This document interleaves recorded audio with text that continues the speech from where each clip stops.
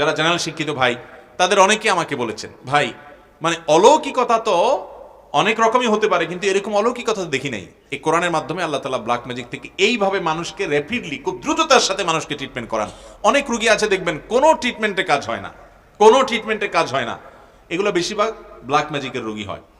আমি আমার মসজিদের মহল্লার এলাকাতে এক ভদ্র মহিলা, বয়স অনেক কম, একটা বা দুইটা বাচ্চা হয়েছে, তিনি বিছানায় শয্যাশায়ী হয়ে গেছেন। 1 বছর আগের ঘটনা, নারায়ণগঞ্জ ভূমিপল্লী এলাকা।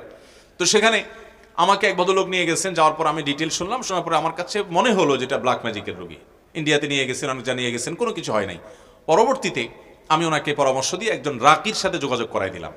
সেই রাকি রাকি মানে ঝাড়ফুঁক করে যারা কোরআন হাদিসের আলোকে, এটা যেহেতু আমার সাবজেক্ট নাই, সাবজেক্টের একজনকে আমি রেফার করে দিলাম। ওই আল্লাহর বান্দার ঝাড়ফুঁকের পর এই ভদ্র মহিলার বমি হয়েছে, এবং বমি থেকে দেখা গেছে ভেতর থেকে চুলে মোড়ানো একটা আপনার গোশতের টুকরো পাওয়া গেছে, রান্না করা গোশত, এটা চুল দিয়ে মোড়ানো। তা আমি আবার একজন ডক্টরকে দেখিয়েছি, যিনি চিকিৎসক পেশায়। বললাম, ভাই এটার ব্যাপারে আপনার কি, যে চুলে মোড়ানো?